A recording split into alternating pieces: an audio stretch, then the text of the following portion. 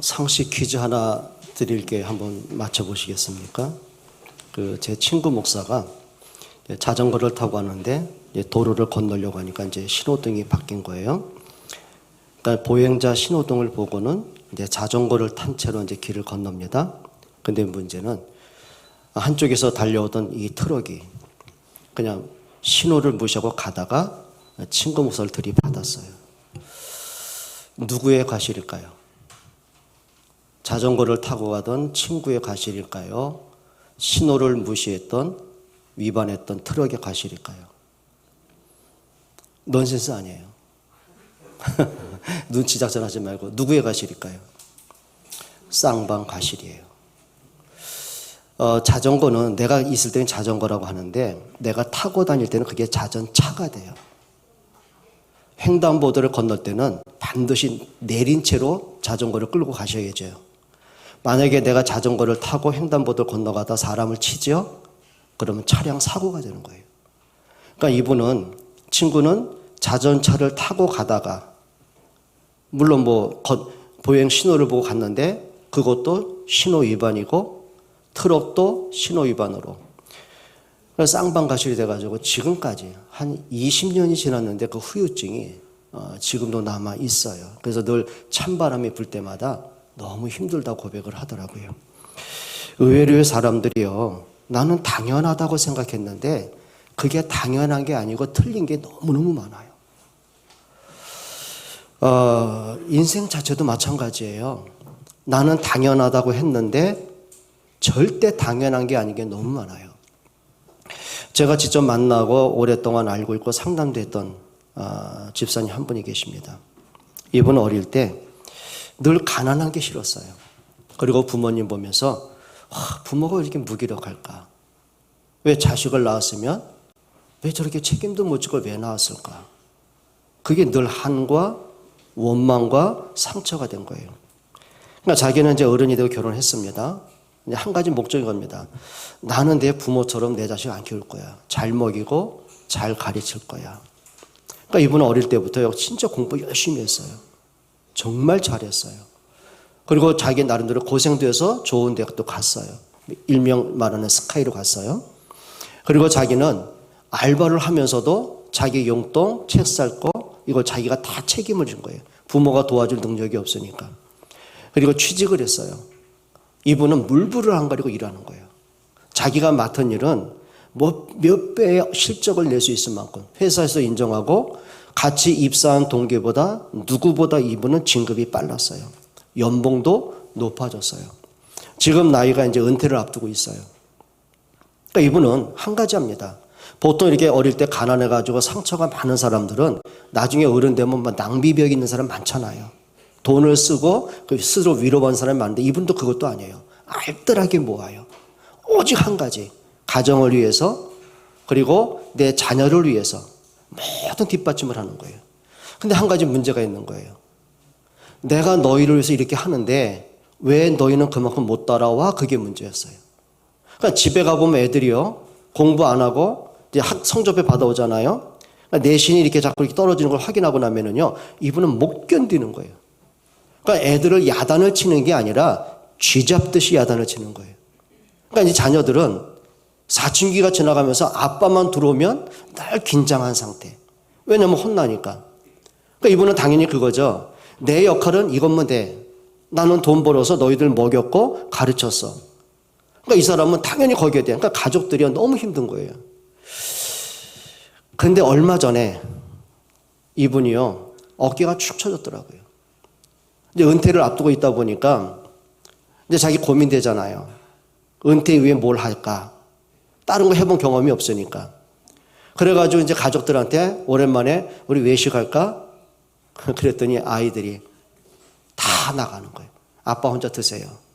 왜냐, 아빠하고 같이 앉아있는 그 자체가 너무 부담스럽고 눈치 봐야 되고 힘드니까. 그게 처음에는 이분이 그랬대요. 얘들이 스케줄이 바쁜가 보지? 넘어간 거예요.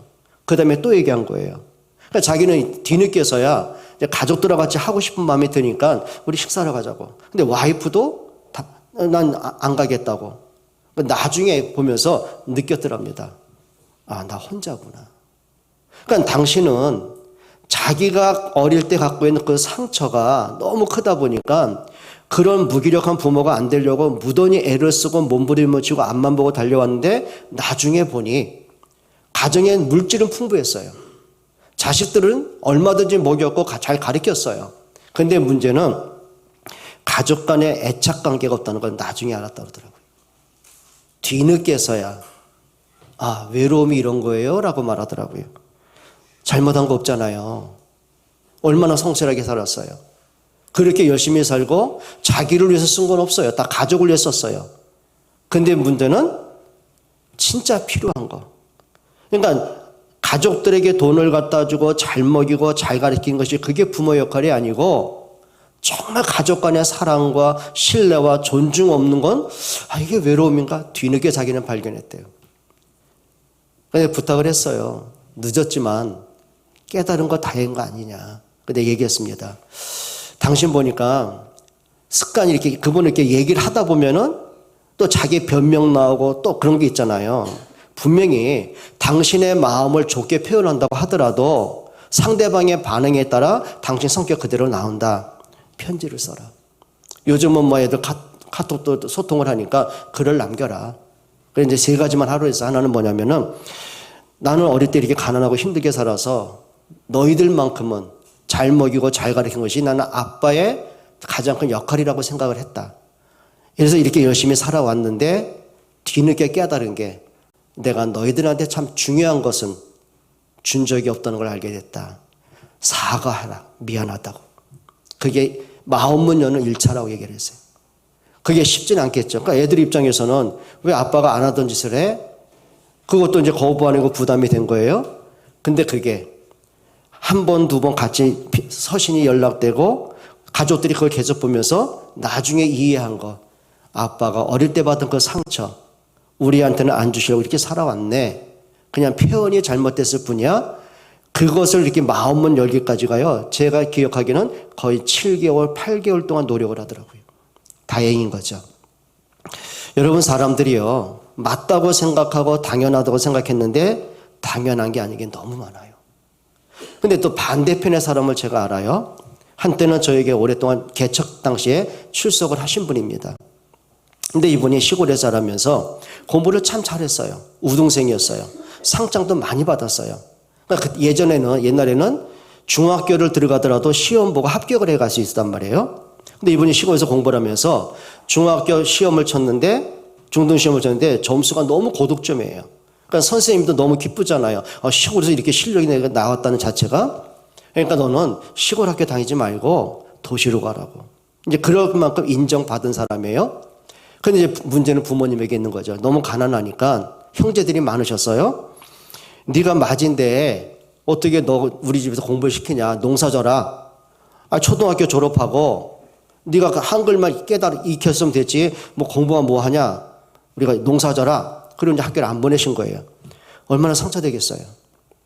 그러니까 이분이 자기는 논에서 죽으라고 떼앞에서 일을 하는데 자기 친구들은 옛날에 교복을 입고 이제 학교를 가는 거예요. 그게 처음에 너무 부럽더래요. 너무 자기가 초라하고 창피하기도 하더래요. 그래서 아이들이 친구들이 학교 가는 등교하는 시간 되면 어디 숨어 있다가 이제 학교 다 간 다음에 일하러 오고 이렇게 된 거예요. 근데 마음속에 분노가 핀 거예요. 그리고 나서는 이분이요. 자기 친구들인데 선배고 후배고 관계없어요. 무조건 교복 입은 아이만 보면 끌고 와서 패는 거예요. 돈을 뺏는 거예요.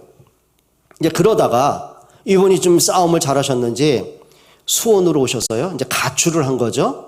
중학교 그 나이에. 할 게 뭐 있습니까? 그냥 가다가 막 여러 가지 잡일을 하고 막 온갖 눈치 보고 막 뭐 술집과 서빙하고 그러다가 지난주에 말씀드린 기억이 있어요. 수원에 유명한 조직이 있다고 그랬죠. 뭐가 있어요? 두 번째 퀴즈. 역전파, 남문파, 북문파. 자꾸 조직 얘기가 계속 나오네요. 그러니까 이분 어디 가냐면 수원 역전파로 간 거예요. 그리고 나이가 들어가면서 싸움도 잘하니까 이분이 중간 보스 그렇게 성장까지 했습니다. 평생 그렇게 산 거예요. 한과. 그러니까 이분은 자기의 그 한과 상처가 늘 뭘로 가냐면 술, 싸움, 여자, 도박. 조폭하니까 돈은 많이 생길 거 아닙니까?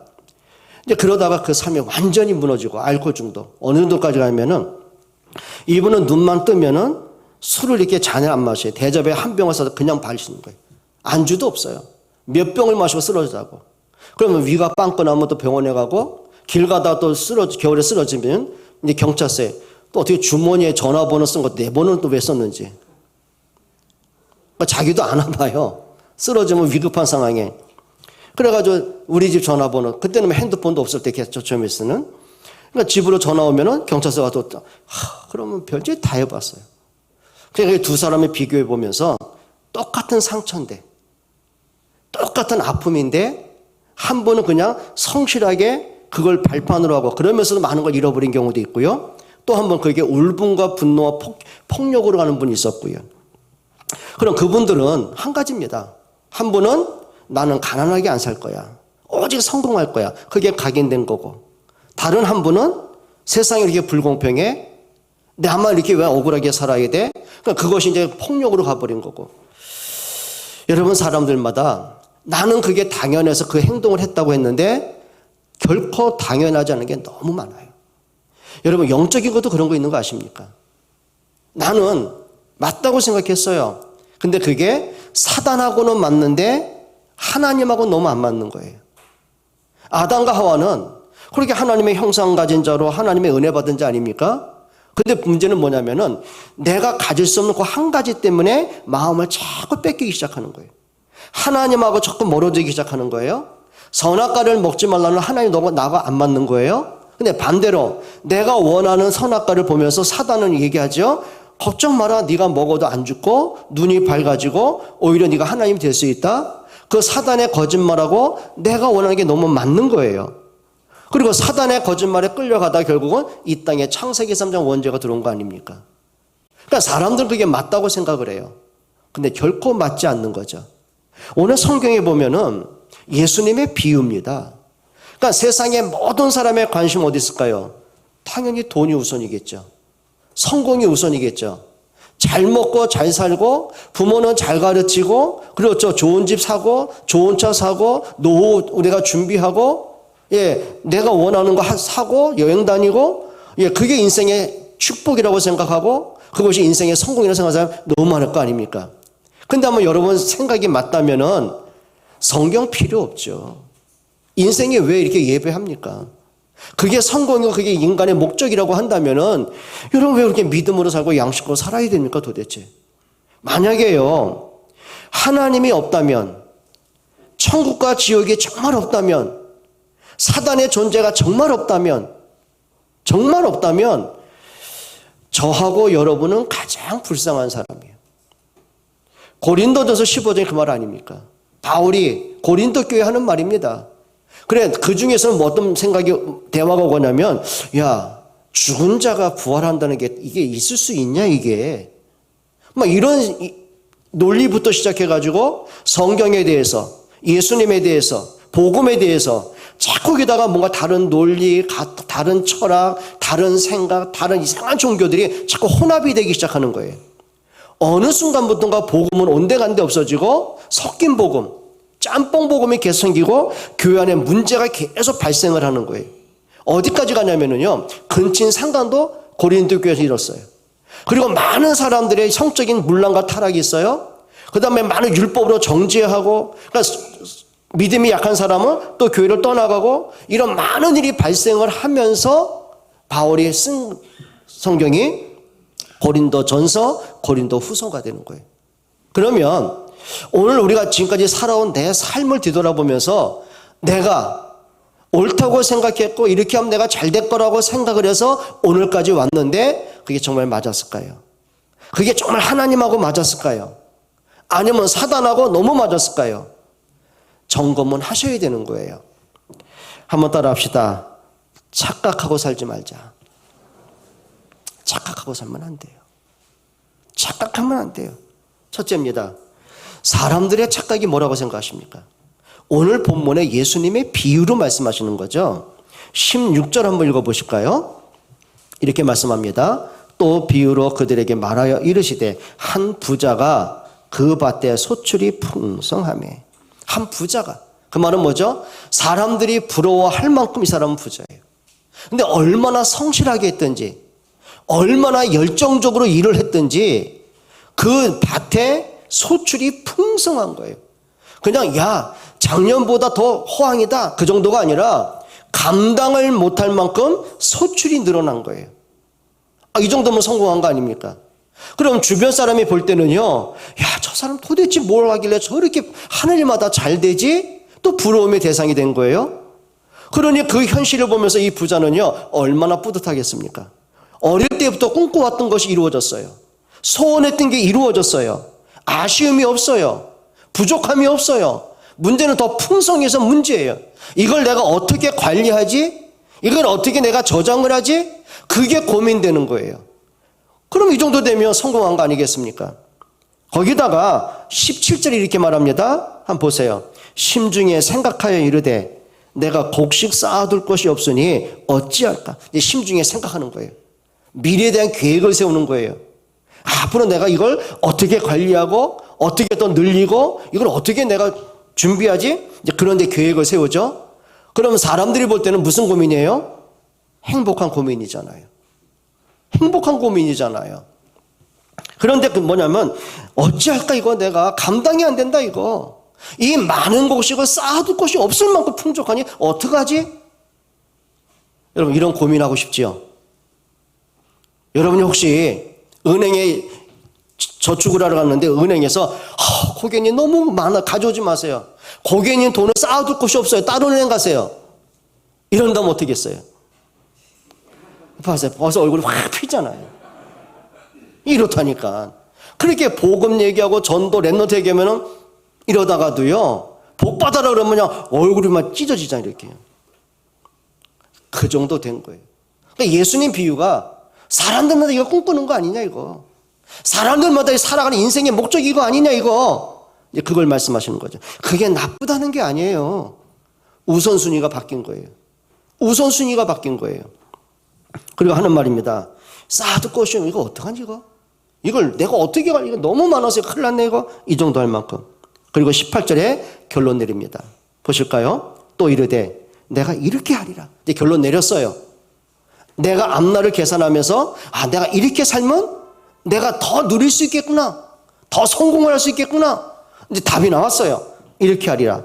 결론이 뭐죠? 내가 곡간을 헐고 더 크게 짓고 내 모든 곡식과 물건을 거기에 쌓아두리라. 아무리 둘러봐도요, 야, 넉넉하다. 풍족하다. 여러분, 위양이면 여러분들이 복음 때문에 이런 응답도 좀 받으시길 바랍니다. 그런데 문제는 그 다음에 오는 거예요. 복을 받고 일이 잘 풀리고 성공을 하고 그게 문제가 아니라니까요. 그 다음에 걸려드는 문제가 있는 거예요. 19절 한번 읽어보세요. 또 내가 내 영혼에게 이르되, 자기한테 얘기하는 게 아니라 그 영혼에게 또 이렇게 말합니다. 영혼아, 여러 해 쓸 물건을 많이 쌓아두었으니 이제 평안히 먹고 쉬고 먹고 마시고 즐거워하자. 뭐죠? 인생 뭐 있어? 즐기다 가는 거지. 오죽하면 이런 말 나왔겠어요? 먹다 죽은 귀신은 뭐까지 좋아요? 예? 다 아시잖아요. 먹다 죽은 귀신은 뭐까지 좋다며요? 그만큼. 그러니까 사람들의 뭐예요?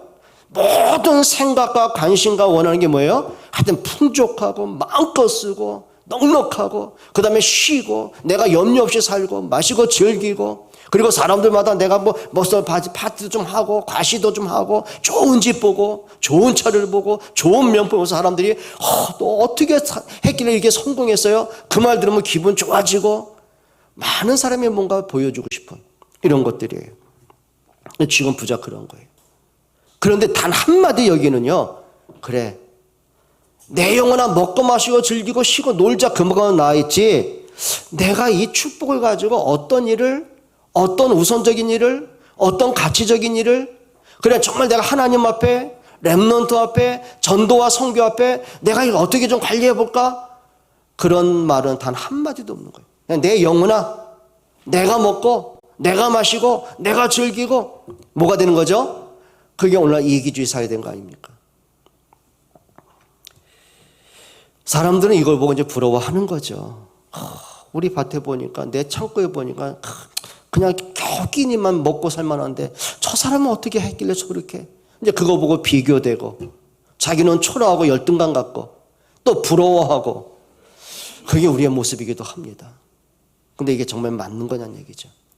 그런데 우리 한번 두 번째 한번 생각해 보셔야 돼요. 그 부자를 향한 하나님의 평가는 어떻게 나옵니까? 20절 한번 보시죠. 하나님은 이르시되 어리석은 자여 그랬어요. 무슨 자라고요? 돈 많은 게 어리석은 겁니까? 성공한 게 어리석습니까? 그럼 다윗은 왕이 된 게 어리석은 겁니까? 요셉은 노예로 살다 총리가 된 게 어리석은 겁니까? 하나님이 그렇게 축복하셨는데요.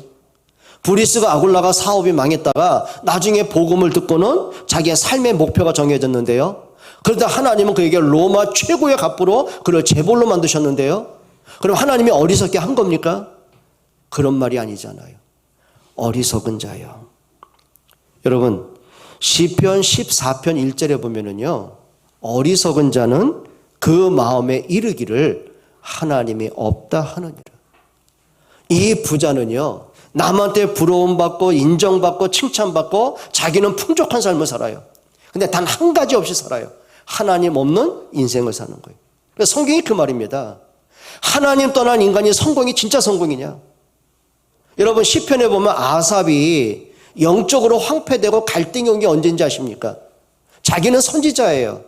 그렇게 핍박을 받고 고난을 당하면서도 하나님의 말씀을 전하는데 오히려 더 어려움 당하고 굶주림 당하고 매를 맞고 감옥에 계속 갇히는 거예요. 왜? 복음 바로 말했다고. 자, 사람들이 자기를 자꾸 적대시하고 미워하는 거예요. 그런데 반면에 보니까 저 하나님 떠난 인간들이 그렇게 악하게 사는데 남을 해쳐서라도 거짓을 해서라도 뭔가 사기를 쳐서라도 자기는 떵떵거리고 풍족하게 사는데 근심이 없는 것처럼 보이는 거예요. 그러다 죽는 것까지도 보니까 이 사람이 걱정이 평안히 죽어가는 것처럼 보이는 거죠. 그러니까 아삽이 고민한 겁니다. 하나님 도대체 이게 뭡니까? 나는 그렇게 하나님 앞에 믿음으로 살고 복음을 전하고 살고 핍박만 받는데 어떻게 저게 하나님을 대적하고 악하게 산 사람은 저렇게 풍족하게 삽니까? 뭐가 비교된 거예요? 물질적인 차이가 비교된 거예요. 그러다 아삽이 뭐라고 하는지 아십니까? 나는 그걸 보고 거의 실족할 뻔하였다.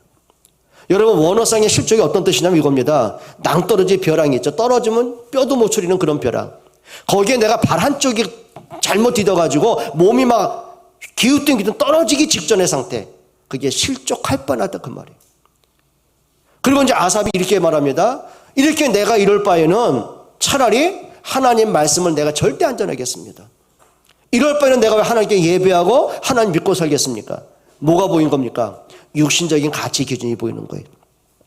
그때 아삽이 그래도 믿음의 사람 아닙니까? 하나님이 이 고민에 대해서 나에게 어떤 말씀을 주시는지 성전에 올라갑니다. 예배하러 가는 거죠. 그리고 하나님의 말씀을 듣기를 원하는 겁니다. 그때 성령이 그 마음을 깨닫게 하는 거예요. 저들의 행복이 진짜 행복이라고 생각하냐? 저들의 성공이 정말 성공이라고 생각하냐? 하나님 떠난 인생에 정말 복받았다고 생각하냐? 그러고 보니까 영적 사망에 빠진 자들, 그들이 그렇게 살아갈 수밖에 없는 뭐죠? 한 가지 집착인 거예요. 그들의 눈에는 하나님도 없어요. 천국과 지옥 생각조차 안 해요. 왜? 이 땅 사는 게 전부라고 생각하는 거예요. 내가 이 땅에 사는 동안은 부족함 없이 풍족하게 누구보다 떵떵거리고 그래야 무시 안 받고 내가 남을 지배하고 이런 생각으로 꽉 차 있는 거예요. 뭔 얘기입니까? 여러분 하나님이 보실 때 그들은 어리석은 자예요. 여러분 우리가 하나님께 어리석게 살지 않기를 축원합니다. 정말 하나님 이렇게 말씀하세요. 어리석은 자요. 어리석은 부자야. 그러니까 하나님이 혀를 끌끌 차시는 거예요. 그리고 이렇게 말씀하시는 거죠. 20절 보세요. 하나님은 이르시되 어리석은 자여 오늘 밤에 네 영혼을 도로 찾으리니 그러면 내 준비한 것이 누구의 것이 되겠느냐 하셨으니 어리석은 자야. 내가 오늘 밤 네 영혼 불러갈 건데 네가 그렇게 마음 뿌듯한 그 모든 것도 누구 것 되겠니? 여러분 생명은 내 거 아닙니다. 생명의 주권자는 하나님이십니다. 우리에게 생명을 주신 분도 하나님이십니다. 우리의 생명을 지키는 분도 하나님이십니다. 하나님의 여러분의 생명을 놔버리는 그 순간 우리는 가야 되는 거예요. 누가 거부하겠습니까? 부자는 하나님이 불러가는데 버틸 수 있어요? 권력자는 버틸 수 있어요? 아니요. 하나님이 정해진 그 시간에 누구나 어김없이 가야 되는 것이 인생이에요. 그래서 히브리서 9장 27절에 분명히 말씀하지 않습니까? 사람이 한 번 죽는 것은 정하신 것이요, 그 후에는 심판이 있다고 그랬어요. 지난주에 좀 안타까운 가정을 좀 방문했어요. 연락이 오셨어요. 자기의 남편이 지금 대장암으로 병원에서 더 이상 치료할 게 없으니까 퇴원을 권고했다고 그래요. 그럼 한번 만나보고 싶다고. 갔더니 참 보는 순간 너무 안타깝더라고요. 먹지를 못해요. 암 환자들이 먹어야 살거든요. 근데 그게 속에서 받아들이질 않으니까 음식을 섭지 못하니까 물을 마셔도 이렇게 나오는데 그게. 그래서 그러니까 암 때문에 죽는 게 아니고요. 먹지 못해 죽는 거거든요. 근데 너무너무 안타까운 거예요. 이렇게 말했어요. 지금 마음속에 가장 아쉽고 가장 하고 싶다면 어떤 생각이 드세요 했더니 인생 참 마음대로 살았는데 내 인생 내 생각대로 마음대로 살아왔는데 그리고 말을 흐리시더라고요. 이렇게. 그 말은 뭐겠어요? 내가 조금이라도 생명을 연장해 주신다면 좀 하나님 앞에 가치 있고 보람되고 의미 있게 살고 싶어요. 그 말인 거. 내 얘기를 했어요. 가족이 이렇게 아파서 목숨에 위태로움이 왔을 때는 누구나 안타까운 거 아니냐. 근데 더 중요한 게 있다. 사람이 병이 낫고 좀 더 오래 살고 그건 나중 문제다. 당신이 지금까지 인생을 살아오면서 하나님 없는 인생을 살아왔다고 한다면 정말 하나님 앞에 서는 시간표다. 생명은 태어나는 건 순서는 있다. 근데 죽는 건 순서가 없다. 하나님이 우리를 나이가 늙었다고 빨리 가고 젊었다고 빨리 가겠냐? 아니다. 어떤 아이는 태중에서 죽는 아이도 있다. 어떤 아이는 어릴 때 사고로 죽기도 하고 어떤 분은 병으로 죽기도 한다. 그러나 한 번은 반드시 간다. 그럼 우리가 이 땅에 사는 건 기회 아니겠냐? 하나님 만나는 기회다. 정말 우리가 복음 전하고 영접하고요. 여러분 참 안타까운 게 많아요. 젊을 때 건강할 때는요. 마치 죽음이 나고 관계없는 것처럼. 천국과 지옥? 뭐 관심 있습니까? 오늘 당장 즐길 게 너무 많고 돈 벌어야 되고 놀고 싶은 거 많고 먹고 싶은 거 많고 여행할 때 많은데 그것만 눈에 보일 거 아닙니까? 성경이 이렇게 말한다. 어리석은 자요. 내가 네 영혼을 찾는데 쉽게 말해 내가 오늘 너의 죽음의 시간 정했는데 그건 누가 거부하겠습니까? 한번 따라할까요? 살아있을 때가 기회다. 살아있을 때가 기회지 다른 거 기회 아닌 거예요. 그러니까 하나님 여러분 기회를 주신 거예요. 그러니까 교회가 필요한 거고 그러니 전도자가 필요한 거예요. 불신자는 전도를 통해 복음을 듣고 예수를 영접하고 구원받는 기회고 여러분들은 정말 복음 누리고 은혜 받고 전도할 기회고 우리 중지자들, 우리 부모님들은 자녀들에게 언약 전달할 기회고 이 기회를 자꾸 놓칠 때가 너무 많은 거예요. 뭐와 바꿀 겁니까? 바꾸면 안 돼요. 우선순위가 바뀌면 안 되는 거죠. 여러분 정말 지혜로운 사람 되시기 바랍니다. 생명의 주권은 하나님께 있습니다. 그렇죠. 내가 어렵다고? 풍족하다고? 아니요. 문제 안 돼요. 요셉이 노예로 처박혔다고 문제됩니까? 총리가 됐다고 문제 끝났습니까? 그렇지 않습니다. 그럼 반대로 사울이 농부를 있을 때 그냥 성실한 농부였어요. 왕이 됐습니다. 부족함 없어요. 성공했어요. 근데 그때부터 문제 오는 거예요. 나를 왕으로 세우신 하나님이 안 보여. 내가 왕으로서 해야 될 하나님 앞에 내 역할이 생각이 안 나. 단 하나. 왕이니까 자리 지켜야 돼요. 나보다 뛰어난 인물 죽여야 돼요. 그러다 악신 들리고 결국은 왕인데 자살로 인생 마감하죠. 그게 어리석은 자예요. 여러분 지혜롭게 사시기를 축원드립니다. 20절에 그러면 내 준비한 것이 누구의 것이 되겠느냐. 우리 집안뿐인데 그 아버님이 성실하게 농사를 져가지고요. 정말 땅을 엄청 사줬는데 그게 막 개발이 되고 막 그래가지고요. 근데 이분은요, 그거 하나 갖고, 그러니까 형제들끼리 좀 아버님이 남긴 유산이야. 그러고 이제 서로 의논해야 되잖아요. 그게 안 되는 거예요. 내가 장남이니까. 그러다 문제가 좀 늙어가지고 어제 보니까 막 백발이 되고 몸은 그냥 몸을 가누지도 못할 만큼. 옆에는 그러더라고요. 그 많은 재산 일원도 못 써보고 저렇게 늙어서 죽어가네 그러더라고요. 욕심은 어디까지입니까 도대체? 여러분 반대로 우리가 가난할 수 있어요. 그러니까 고민의 끝은 어디입니까? 정말 가문에 흐르는 영적인 저주, 가난의 저주도 끊어내시고요. 틀린 각인도 치유받으시고요. 우리가 이 땅에 사는 동안 정말 복음으로, 믿음으로 바르게 살아가는 여러분 되시기를 축원합니다. 21절 보실까요? 자기를 위하여, 누구를 위하여? 자기를 위하여. 자기만 위한 거죠. 그럼 누구를 위해? 나를 위하죠. 그 차원이 아닌 거예요. 하나님 떠난 나. 아담이 마치 하나님 떠나서 내 생각에 잡힌 나 그것처럼 자기를 위하여 재물을 쌓아두고 하나님께 대하여 부여하지 못한 자가 이와 같다.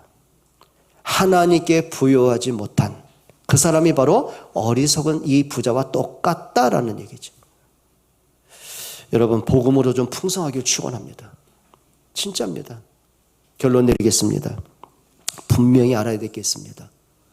여러분 그리스도로 인생의 해답을 얻길 축원합니다. 이게 내 영적 문제로 지금까지 살아왔다면 더 이상 남은 인생은 그렇게 살면 안 되잖아요. 진짜 복음으로 과거를 돌아보고 그리스도로 내 영적 치유받고 이게 사단에 내가 속고 살아왔다면 영적 싸움도 하고 혹시 이게 게으름이다, 영적 무기력이다 그럴 수 있죠. 참 안타까운 게 그거예요. 근데 한 분에게 그래 너 예배 회복해야 되는데 본인도 알아요.